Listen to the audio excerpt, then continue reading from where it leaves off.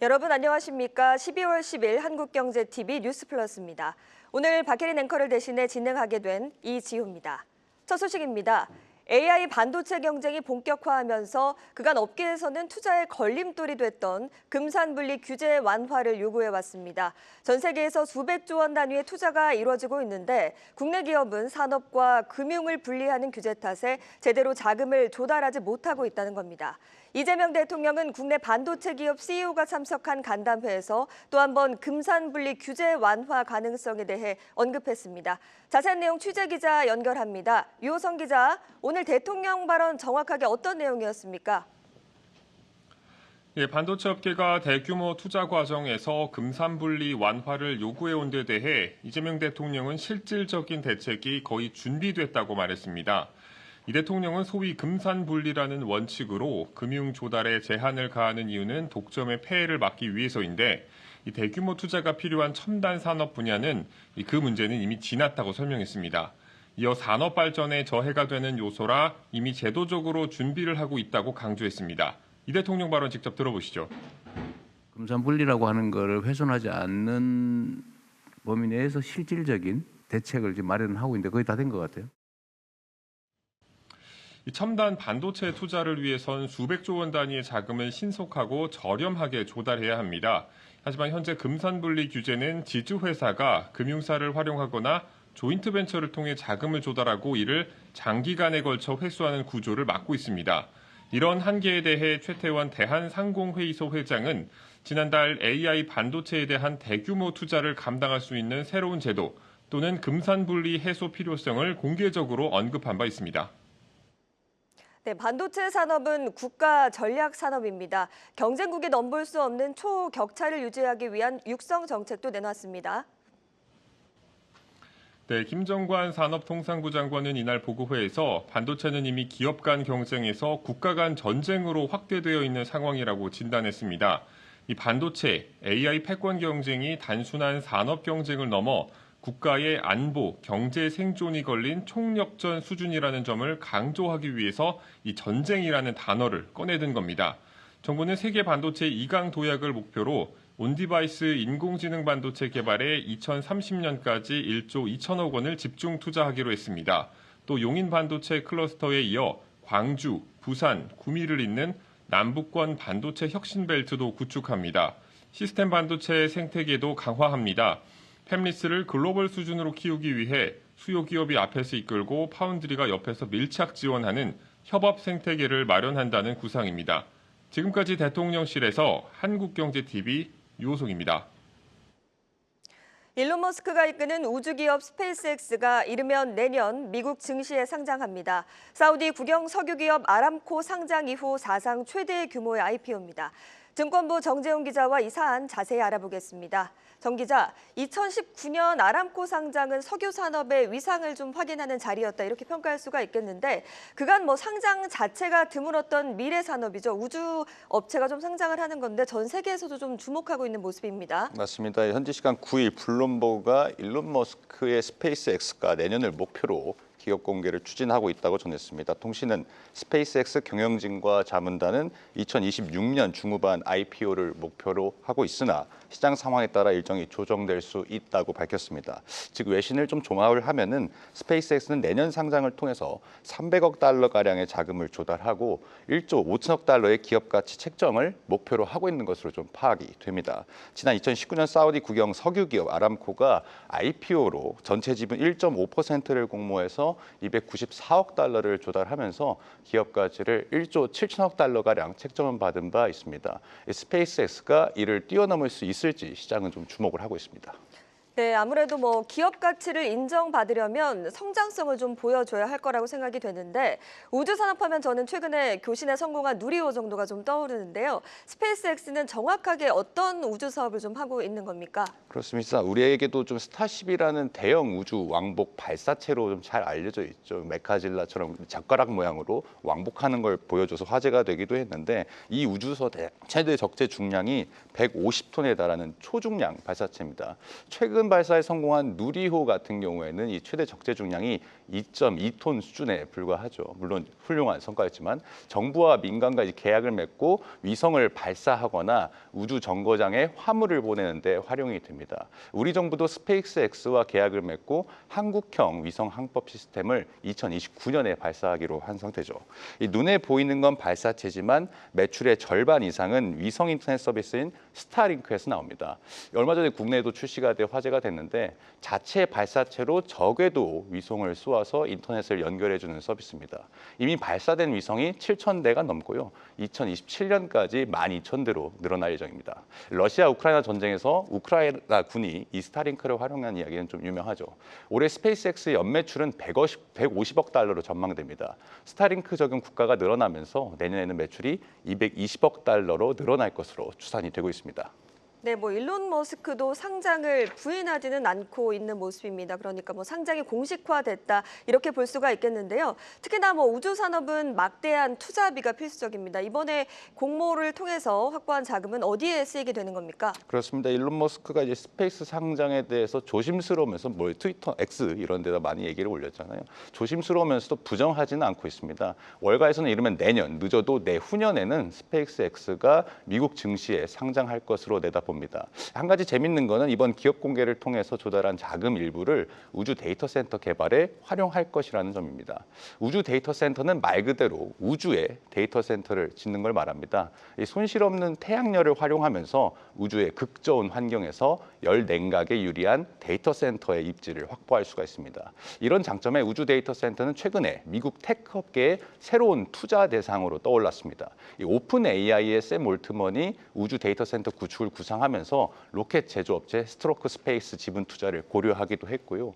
일론 머스크도 지상의 인공지능 데이터 센터 구조적 한계에 직면할 것이라면서 데이터 센터의 우주 진출 필요성을 언급한 바 있습니다. 이 통상 하나의 하이퍼스케일 데이터 센터를 지으려면은 수십억 달러가 들어가는데 이 가운데 절반 이상이 AI 반도체, GPU로 대표되는 반도체 비용입니다. 즉, 이 스페이스X 상장은 우리 반도체 기업들의 공급 증가에도 그만큼 영향을 미칠 수 있다는 해석들이 나오고 있습니다. 네, 스페이스X 상장을 시작으로 글로벌 자금이 우주 산업으로 옮겨갈 가능성도 제기되고 있는데요. 오늘 국내 증시 특히나 항공우주 테마는 좀 흐름이 어땠습니까? 그렇습니다. 사실은 이 소식이 지난 주말 사이에 좀 외신을 통해서 나왔었기 때문에 오늘은 영향이 그렇게 크지는 않았습니다. 이미 월요일 시장에서 많이 반영이 된 바가 있습니다. 지난 8일이었죠. 우리 증시에서 우주항공 관련 기업들의 주가가 급등하기도 했고요. 이 IPO를 위한 내부자 지분 매각 추진설이 있었기 때문에 시장에서는 이미 좀 반영을 하고 있었다 볼 수 있습니다. 관련 기업으로는 이 스페이스X에 특수 금속을 공급하는 것으로 알려진 스피어, HVM 등이 있습니다. 이 재무적 투자자로는 미래에셋 그룹이 스페이스X에 우리 돈으로 한 4천억 원 가량을 2022년부터 투자를 한 바 있습니다. 또 벤처 캐피탈 아주 IB 투자도 2023년에 스페이스X에 투자한 것으로 잘 알려져 있습니다. 네, 여기까지 듣겠습니다. 증권부 정재홍 기자였습니다.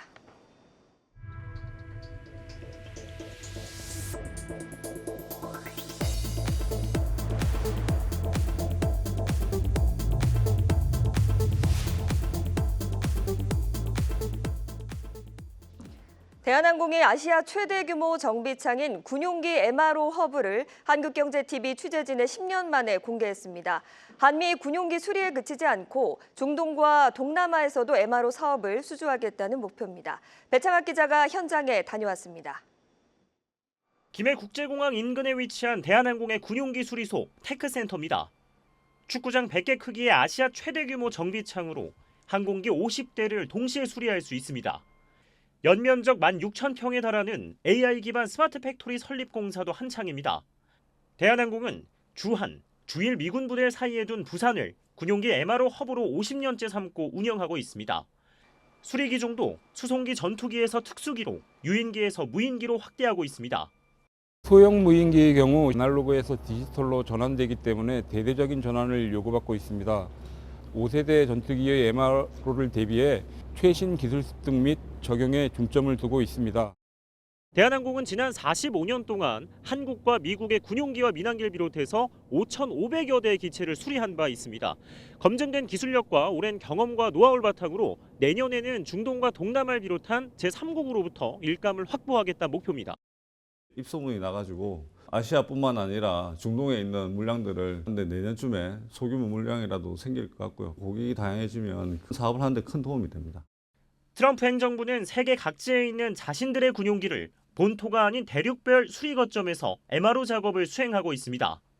대한항공은 미 본토에 있는 기체를 받기 위해 보잉과 에어버스의 테크센터에 문을 열어주며 같이 시장을 공략하고 있습니다. 미 국방부도 대한항공의 테크센터를 MRO 협력 모범 사례로 소개하며 벤치마킹하기 위해 관계자들을 파견한 것으로 확인됐습니다. 한국경제TV 배창학입니다. 국민연금이 금융지주 사회이사 후보를 추천할 수 있게 될 전망입니다. 지금까지 4대 금융지주 기준으로 국민연금이 사회이사를 추천한 사례는 없었습니다. 금융지주 회장들을 처음 만난 이찬진 금융감독원장이 오늘 이 내용을 직접 언급했습니다. 현장에 나가 있는 취재기자 연결합니다. 김예영 기자 전해주시죠. 네, 금융감독원이 국민연금 등 주요 주주가 금융지주 사회이사를 추천할 수 있도록 하는 방안을 추진합니다. 이찬진 금융감독원장은 오늘 8대 금융지주 회장들과 만나 금융권 지배구조 선진화를 지속 추진하겠다며 이같이 밝혔는데요. 이 원장 발언 먼저 들어보시죠. 경우에도 전 국민을 대표하는 기관의 주주 추천 등 사회이사 추천 경로 다양화와 함께 사회이사 임기 차등화 등을 통해 독립성을 갖춘 후보 추천위원회 구성과 공정한 운영이 뒷받침되어야 할 것입니다. 이 같은 발언은 국민을 대표하는 기관이자 대다수 금융지주의 대주주인 국민연금이 사회이사 추천권을 행사할 수 있도록 하겠다는 뜻으로 보입니다. 실제 국민연금은 4대 금융지주 지분을 6에서 8%씩 보유한 최대 주주지만 지금까지는 한 번도 사회이사를 추천한 적은 없습니다. 금융지주의 사회이사는 회장후보 추천위원회에 참여해 차기 회장 선임에 중요한 역할을 하는 만큼 이 원장은 회장 선임 시 주주의 의향을 적극 반영할 수 있도록 사회이사를 국민연금 등이 추천해야 한다는 취지로 발언한 것으로 풀이됩니다. 이 원장은 최근 금융지주 회장들의 연임 문제에 대해 비판을 쏟아내왔습니다. 이러한 가운데 진옥동 신한금융회장과 빈대인 BNK 금융회장의 연임이 사실상 확정됐고 아직 절차가 남은 의류금융 역시 임종용 현 회장의 연임 가능성이 높게 점쳐지고 있습니다. 다만 금융권에서는 국민연금의 사회이사 추천이 지나친 경영 간섭으로 이어질 수 있다며 관치금융이란 우려도 나오는데요. 이에 대해 금감원은 사회이사 추천이 가능한 주체가 누가 될지 이제 논의해보자는 단계라고 설명했습니다.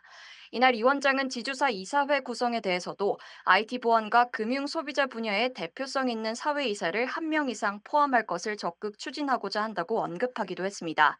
금감원은 이달 중 지배구조 개선 TF를 발족해 이 같은 내용의 개선안을 본격 논의할 계획입니다. 지금까지 은행연합회에서 한국경제TV 김예연입니다. 정부가 과도한 의료 쇼핑을 막기 위해 5세대 실손보험을 내년 초 내놓기로 했습니다. 비급여 보장을 줄이지만 보험료는 최대 절반까지 크게 낮추는 상품입니다. 3,600만 명에 달하는 기존 가입자들은 벌써부터 어떤 상품이 유리할지를 꼼꼼히 따져보고 있습니다. 경제부 임동진 기자와 5세대 실손보험에 대해서 자세히 알아보겠습니다. 임 기자, 먼저 바로 전에 출시됐던 4세대와 가장 큰 차이점이 어떤 게 있습니까? 네, 일단 이 대표적인 변화는 그동안 건강보험이 적용되지 않아서 환자가 전액 부담하는 비급여 의료비 보장이 큰 병 치료를 주로 보장하는 중증 특약과 일반 치료를 보장하는 비중증 특약으로 나눠진다는 겁니다. 이렇게 바뀌는 배경을 먼저 아실 필요가 있는데요. 지난해 실손보험을 통해서 지급된 보험금은 15조 2천억 원인데요. 이 중 영양제 등 주사제와 도수치료 등에 지급된 비급여 보험금만 5조 4천억 원으로 전체의 35% 이상을 차지했습니다. 이 과잉진료 등으로 인한 보험금 누수로 1년간 1조 6천억 원의 실손보험 적자도 발생했습니다. 게다가 전체 가입자의 65%는 보험금은 받지 않으면서 보험료만 납부하고 있고 상위 9%에게 전체 보험금의 80%가 지급되고 있는 것이 현실입니다. 정부는 실손보험의 구조 개편을 통해 보험료 부담을 낮추되 의료 소비는 더 합리적으로 유도하겠다는 목표입니다. 따라서 중증 특약의 경우 암, 심장질환, 뇌혈관 질환 등 중증 질환과 희귀 질환에 대해서는 기존 보장을 유지하면서도 상급병원 입원 시 기존에는 제한이 없었던 자기 부담 한도를 연 500만 원으로 제한해서 과도한 부담을 막았습니다. 반면 비중증 특약은 보장 한도를 기존 연 5천만 원에서 1,000만 원으로 낮추고 의료 비중 본인이 직접 내야 하는 비중인 자기 부담률을 30%에서 50%로 대폭 높였습니다. 다만 임신, 출산 관련 의료비는 새로 보장에 포함됩니다. 중증 비급여 특약만 가입하면 기존 4세대 대비 보험료가 약 50%, 이 비급여 특약까지 함께 가입하면 30% 정도 낮아질 것으로 예상되고 있습니다. 네, 달라지는 부분 상당한데 아무래도 소비자들이 가장 궁금한 건 실제로 좀 갈아탔을 때 이익이 될지 여부일 겁니다. 보험료가 싸지고 보장은 줄어든다. 이건 좀 단순한 교환처럼 보입니다. 네. 구체적으로 어떤 고객이 이번 상품이 조금 더 유리하다고 볼 수 있겠습니까? 결국 이용자들이 고려해야 할 핵심은 의료 이용량과 보험료 부담입니다. 의료 이용이 적고 건강한 가입자라면 보험료가 절반 수준으로 낮아질 수 있는 만큼 5세대 전환이 유리할 수 있습니다. 40대 남성의 세대별 월납 보험료는 지난해 기준으로 2세대 4만 원, 3세대 2만 4천 원, 4세대 1만 5천 원 수준이었는데요. 5세대로 전환하면 보험료가 1만 원 혹은 그 이하까지도 낮아질 수 있습니다. 특히 임신, 출산 보장이 신설된 만큼 자녀 계획에 있는 젊은 층은 5세대를 검토할 만합니다.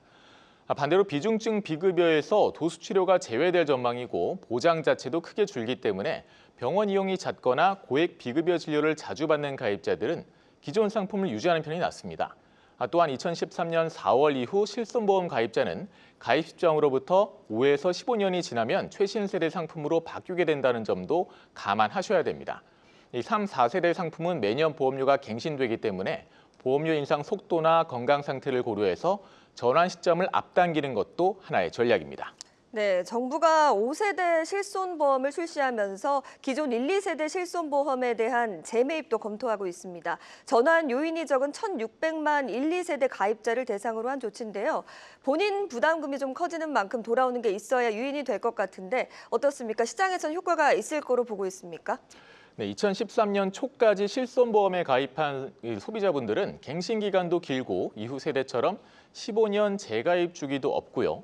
도수치료, 주사제 등의 비중증 비급여에 대한 자기 부담률이 10% 이하로 낮고 횟수 제한도 없습니다. 다만 월 보험료가 5만 원 이상으로 높은 것만 단점인데요. 비슷한 보험료를 내면서도 보험금은 받아가지 않는 선량한 가입자들만 부담을 지고 있기 때문에 재매입은 이들을 타깃으로 하고 있는 셈입니다. 다양한 논의가 있지만 그중 현재 알려진 것은 그동안 낸 보험료에서 받은 보험금을 빼고 차액을 보상하는 방안입니다. 물론 계약을 매각할지는 소비자의 선택입니다. 정부는 재매입 보완을 위해서 1, 2세대 가입자들을 대상으로 선택형 특약 도입도 준비하고 있습니다. 선택형 특약은 불필요한 항목을 제외하면 그만큼 보험료를 할인해주는 제도로 이재명 대통령의 후보 시절 공약인데요. 이를 통해 도수치료나 MRI 등 활용하지 않는 비급여 항목을 골라서 제외할 수 있도록 유도할 계획입니다. 시장에서는 이미 1, 2세대 소비자들은 나이가 많고 점점 병원 이용 빈도가 잦아질 가능성이 크기 때문에 유인 효과가 제한적일 것이란 지적도 나오는데요.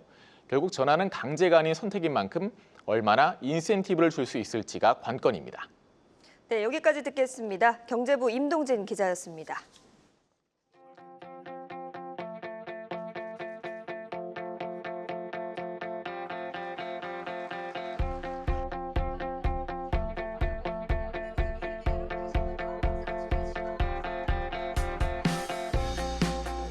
최근 전 세계적으로 자국 산업 보호를 위한 기술 규제가 강화되고 있습니다.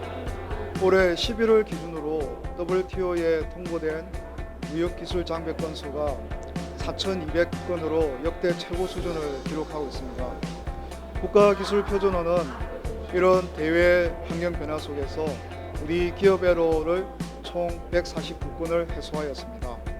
앞으로 국가 간 협상을 통해 무역기술 장벽 현안에 적극 대처하여 우리 수출 기업들의 기술 규제로를 최소화하도록 노력하겠습니다.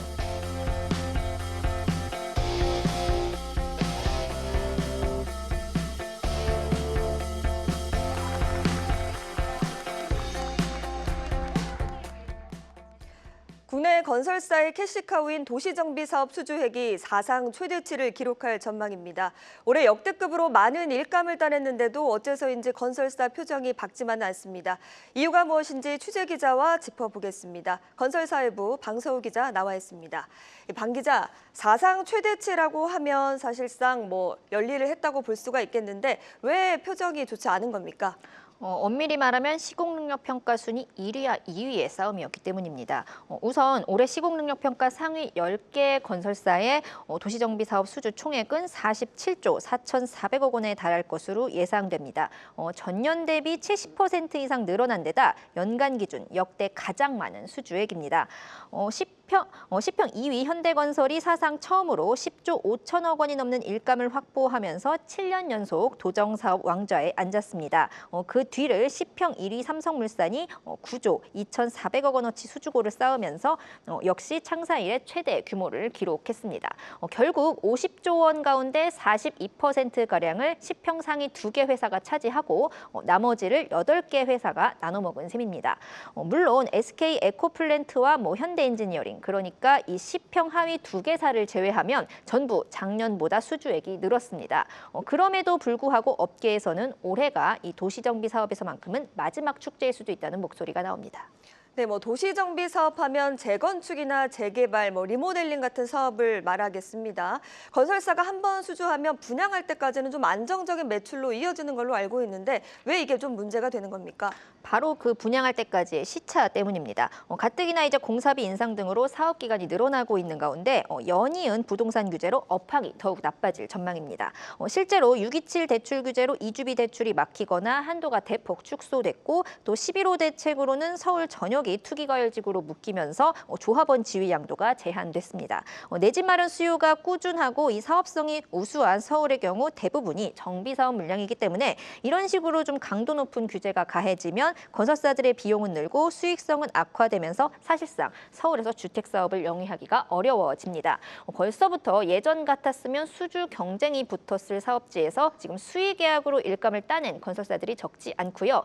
이에 따라 내년에도 압구정이나 성수, 여의도 같은 좀 일부 대역급 사업지 외에는 건설사들이 수주 활동을 좀 소극적으로 임할 가능성이 높아졌습니다. 아예 좀 탈주택을 시도하는 움직임도 포착됩니다. SK 에코플랜트의 경우 반도체 종합 서비스 기업으로 체질 개선을 선포하면서 올해 도시정비 사업은 1조 원도 하지 못했습니다. 또 이제 도정킹이라고 불리는 현대건설마저도 지금 자회사 현대엔지니어링이 국내 수주를 중단한 데다 지금 또 원전 기업으로의 변신을 도모하고 있는 만큼 좀 도시정비 50조라는 숫자는 앞으로는 보기 어려울 전망입니다. 네, 이런 가운데 정부가 한국토지주택공사, 즉 LH 직접 시행을 비롯한 공공주도의 주택 공급을 좀 약속을 했습니다. 오히려 민간이 주도하는 것보다는 조금 안정적인 일감이 늘어날 것 같다 이런 생각이 드는데 어떻습니까? 그 정작 LH가 현재로서는 조금 신속한 주택 공급을 약속하기 어려운 상황입니다. 새 사장은 지금 내년은 돼야 일을 시작할 수 있고 아직 조직 개혁도 제대로 단행되지 않은 상황에서 이 공공주택 공급에 필요한 예산이 넉넉하리란 보장이 없습니다. 무엇보다도 우리나라 주택 공급의 80%는 이 민간이 주도해온 만큼 정부의 공급 확대 약속에도 집값이 상승하는 지금 같은 때야말로 지금 민간 주택 공급 활성화 논의가 이뤄져야 한다는 지적이 나옵니다. 전문가의 설명으로 듣겠습니다. 가장 중요한 건 재정비 사업이거든요. 지금이라도 이거를 잡지 않으면 영원히 우리는 서울의 그 핵심지 외에는 재건축을 못하는 거예요. 잘 되지 않는 데는 문제가 조합원들 분담금이잖아요. 그래서 그런 것들을 낮출 수 있는 방안을 좀 더 현실적으로 고민을 해야 되거든요. 그나마 다행인 점은 똑같이 좀 공공을 중시했던 문재인 정부 당시에는 재개발 재건축을 좀 투기로 봤다면 이재명 정부는 공급 수단으로는 인정하고 있다는 점입니다. 이에 따라 앞으로 재개발 재건축 물량 착공을 좀 늘리기 위해 추가적인 절차 개선과 분쟁 조정, 또 수익성 향상에 필요한 일부 규제 완화 등이 논의될 가능성도 제기됩니다. 네, 잘 들었습니다. 건설사회부 방서우 기자였습니다.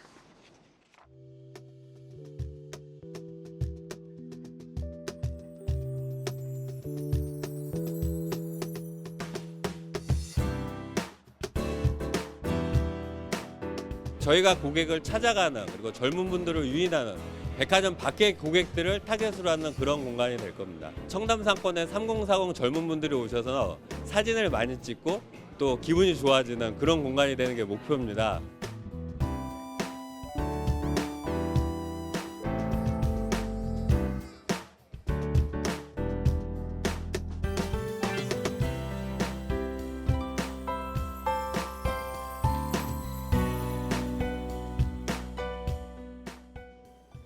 오늘 뉴스 마칩니다. 시청해주신 여러분 고맙습니다.